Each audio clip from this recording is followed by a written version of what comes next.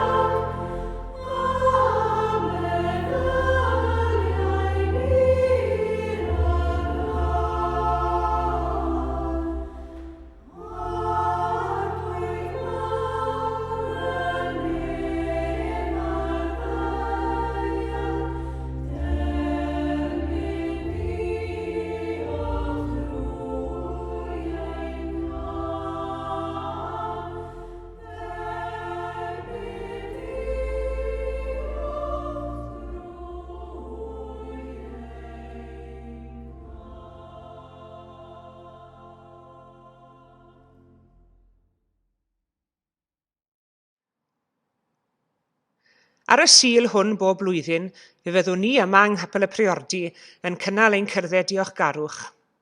Ac fel rhan o'r wyl diolchgarwch, fe fyddwn ni'n cynnal oedfa gymyn. Ac yn briodol iawn, gair arall am y cymyn yw Eucharist, ac ystyr y gair Eucharist yw diolch.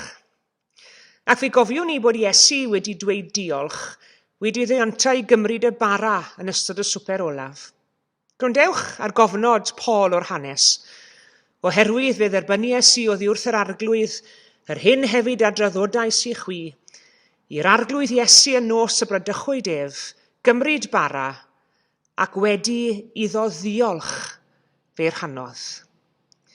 A dyna dda fyddai bai gyda ni'r union eiriau ddwedodd Iesu wrth ddiolch. Onid felly yma'r hanes yn darllen. Y cyfan sy'n cael ei ddweud wrtho ni yw bod Iesu wedi diolch. O gofio mai bwyta gwledd y Pasg gyda'i ddisgyblion a wnaeth Iesu, fe allwn ni gymryd yn gyniataol i fod fel bob iddew arall, wedi diolch am y modd ar arweiniwyd y genedl o gaethiwed yr Aifft, a'r union waredigaeth yr hybuddiodd Moses y genedl i beidio ei anghofio. Pidwch, meddai wrthynt, pidwch ac anghofio'r arglwydd eich Duw, a ddathach chi allan o wlad yr Aifft o di caethiwed. Ond a oedd angen mewn gwirionedd atgoffa pobl Israel o'r modd ar arweiniwyd nhw allan o'r Aifft? Pam oedd rhaid i rhybuddio nhw i beidio ac anghofio?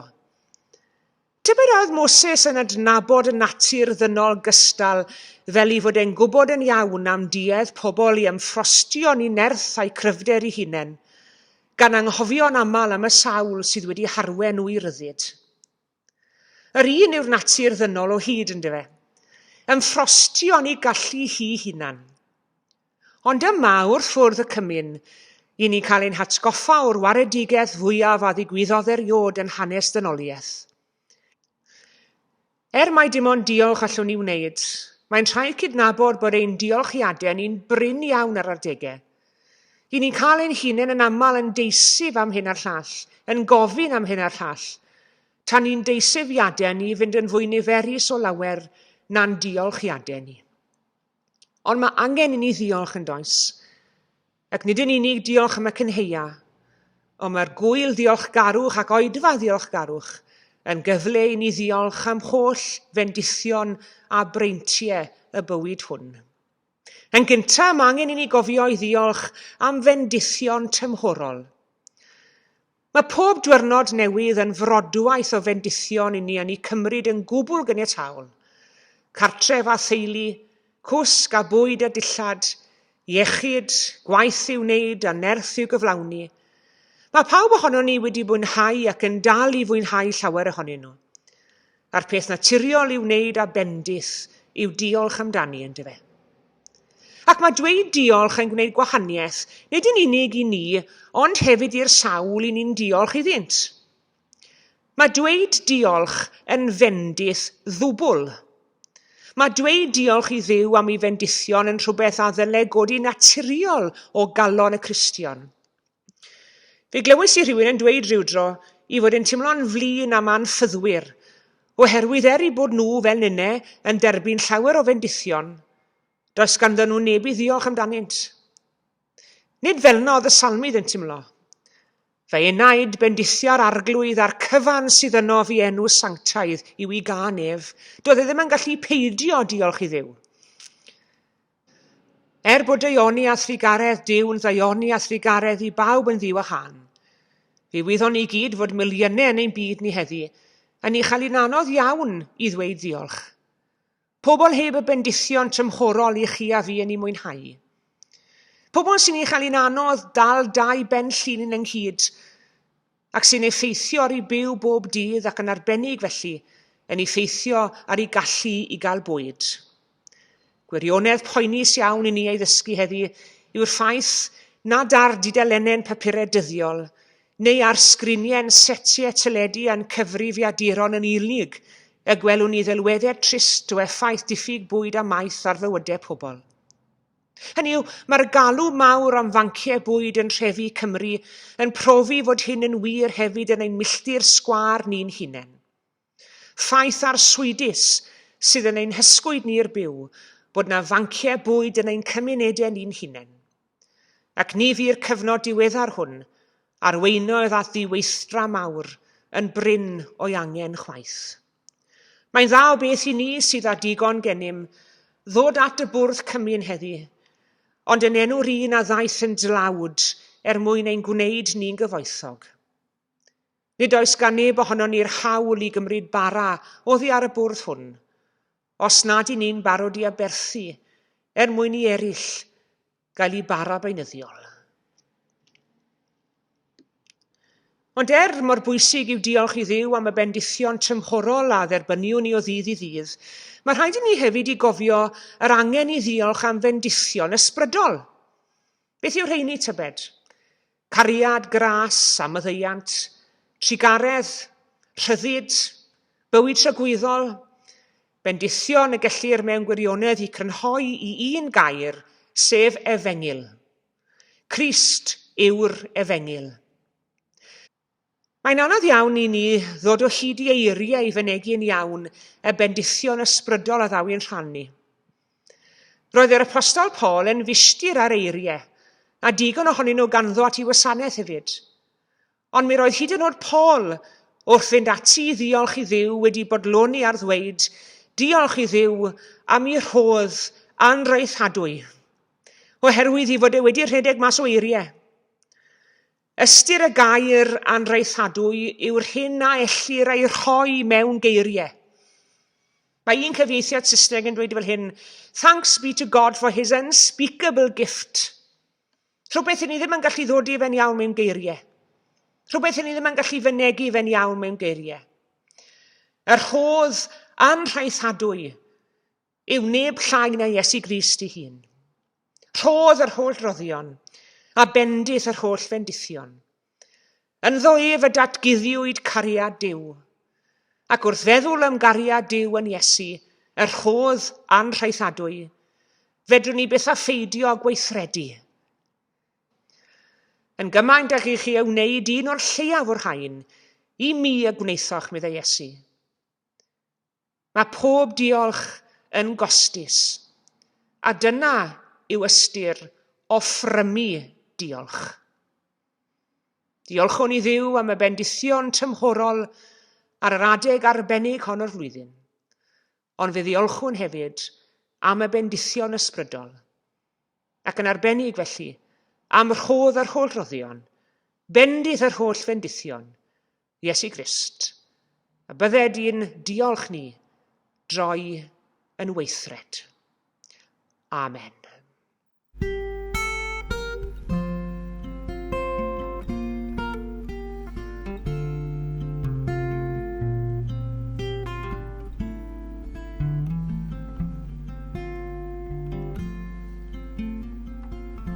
Wrth edrych Iesu ar dy groes, a meddwl dam dy dangail oes, pryd hyn rwyfan di brisio'r byd, a'r holl o gonian syanddo i gyd.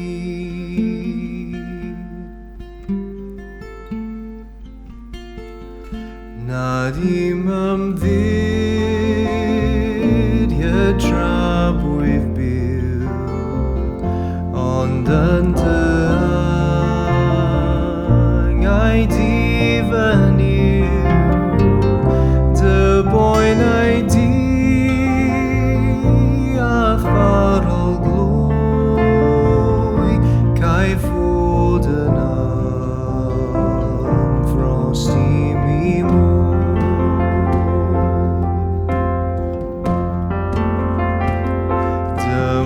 Lle'r ydwydd ar brynhawn, rasus a'i disgleirion llawn, mil o'r unweddau yn gytun, yn brynu'r gwrdd giliedig ddyn.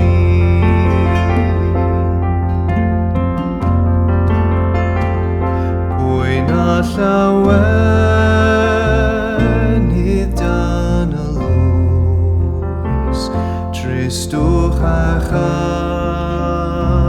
chariad ar y groes, ble by'r unweddau fel y rhain, erioed o'r blaen, dan goron ddraen.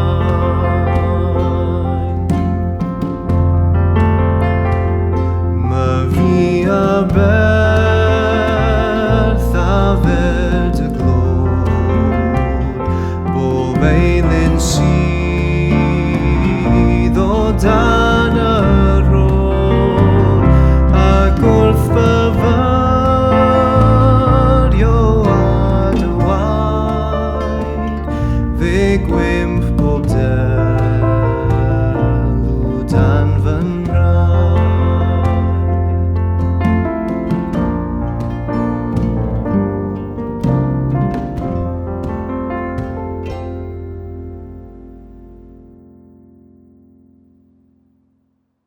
Ein braint neu unwaith yn rhagor i'w cyfarfod o amgylch bwrdd yr arglwydd. A mae yna groeso i bawb sydd yn caru Iesu ac yn ei dderbyn yn arglwydd a gwaredwr i ymuno ni wrth i ni rhannu'r bara a'r gwin hwn. Ond yn gyntaf i gyd, gadewch i ni wrando ar eiriau'r apostol Paul sydd yn rhoi hanes cychwyn y sacrament i ni. A wy'n darllen o'r unfed bennod ar 10 o lythyr cynta Paul at yr eglwys yng Nghorinth. Oherwydd fe dderbyniais i oddi wrth yr arglwydd, yr hyn hefyd a droddodais i chi. I'r arglwydd Iesu yn nos y bradychwyd ef gymryd bara, ac wedi iddo ddiolch fe torodd a dywedodd, hwn yw fy nghorff sydd er eich mwyn chwi, gwnewch hyn cof amdanaf. Yr un modd hefyd fe gymerodd y cwpan ar ôl swper gan ddweud, y cwpan hwn yw'r cyfamod newydd yn fy ngwaed i. Gwnewch hyn bob tro ar y fwch ef, cof amdanaf. Oherwydd bob tro byddwch yn bwyta'r bara hwn, ac yn yfed y cwpan hwn, yr ydych yn cyhoeddi marwolaeth yr arglwydd, hyd nes y daw. Gawn ni weddio gyda'n gilydd. O ddiw ein tad a thad ein harglwydd an gwaredwr Iesu Grist. Edrych anon ni nawr o ddiw wrth i ni ddod at ein gilydd trwy'r cyfrwng arbennig hwn i daddoli di, i blygu gerdefron di mewn gweddi ac i ddyrchafu dy enw sanctaidd. Diolch i ti arglwydd am y bwrdd hwn, yr ydyn ni'n cael y fraint o eistedd ger i fron y bore yma. Diolch i ti nawr diw dy fwrdd i byth yn wag, bod y bobl di wedi cyfranogi ohono ar hyd yr oesoedd. Diolch fod na ddigon yma ar gyfer ein heisiau ni gyd, nerth a gobaith a diddanwch am y ddeiant. Diolch am y lliain gwyn. Gwyn wrth gwrs yn arwydd o burdeb a glendid a sancteiddrwydd, yr union ansoddeiriau sydd yn dod i'n meddwl ni wrth i ni feddwl amdano ti arglwydd. Diolch dy fod ti mor bir, mor lan. A hynny arglwydd yn ein hatgoffa ni hefyd bod y purdeb hwnnw yn eisiau o'n bywydau ni. Ac felly o dadnefol i ni am fwrw'n hunain yn agored i gyffesu'n beieg ed y fron di'r bore yma. Ac i ni wneud i farhau am y pethau i ni wedi gwneud sydd wedi steinio'n cymeriad a'n personoraethau ni. Ac i ni'n erfyn arglwydd am dy fyddeiant di. I ni'n diolch i ti am y bara hwn ac am y gwin hwn. Yr elfennau gwbl naturiol hyn sydd i'n ffydd ni, yn arwyddion gweladwy o gorff Iesu a ddrylliw dros ar y groes, ac o waed Iesu a rhedodd ei mwyn. Cyfeirian calonau meddyliau ni tuag at Galfaria nawr o dad. Ac atgoffa ni o'r newydd trwy gyfrwng y bara a'r gwin hwn pa mor ddrud i ti oedd cadw'r byd. Yn ein hoedfa ddiolchgarwch, ade gwyl y cynheuaf. I ni'n diolch i ti arglwydd am y bendithion tymhorol i ni profi o ddydd i ddydd ac o awr i awr. I ni yn diolch i ti am rheini, ond i ni'n diolch i ti hefyd am y bendithion ysbrydol. I ni'n diolch i ti dy fod ti'n ein bugeilio ni, ein calonau a'n meddyliau. I ni'n diolch i ti am Iesu Grist, yr rhodd a'n rheithadwy, ac am bopeth sydd yn perthyn iddo ef, ac i'r bywyd sydd ynddo ef. Derbyn ein diolch o ddiw ein tad, ein diolch gwirioneddol, yn enw Iesu, ein harglwydd a'n gwaredwr. Yn dysgodd ni wrth weddio i ddweud gyda'n gilydd, ein tad yr hwnnwyt yn y nefoedd, sancteiddiau'r dy enw, deled y deyrnas, gwneled y wyllus, yn y nef, felly ar y ddeiar hefyd. Dyro i ni heddiw ein bara bainyddiol, a madda i ni ein dyledion, fel y myddeiwn yna i'n dyledwyr. Ac nac arwain ni brofedigaeth, eithyr gwared ni rhag y drwg. Can is eiddo ti yw y deyrnas, a'r nerth, a'r gogoniant, yn oes oesoedd. Amen. Yr arglwydd Iesu yn nos y bradychwyd ef a gymrodd fara. Ac wedi diolch i ddiw amdano, fe'i torodd a dywedodd, hwn i fy nghorff sydd er eich mwyn chwi, cymerwch bwytewch, gwnewch hyn cof amdana i.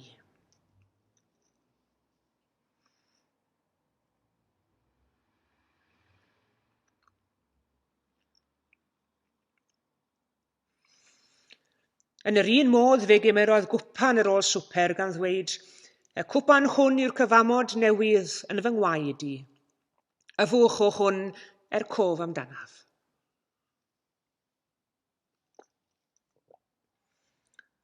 Oherwydd bob tro byddwch yn bwyta'r bara hwn ac yn yfed y cwpan hwn, yr ydych yn cyhoeddi marwolaeth yr arglwydd, hyd nes y daw.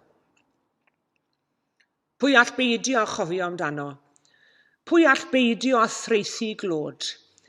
Dyma gariad, na dan angof, tra bo nefoedd wen yn bod. Diolch i Dduw, mwyn ei enw.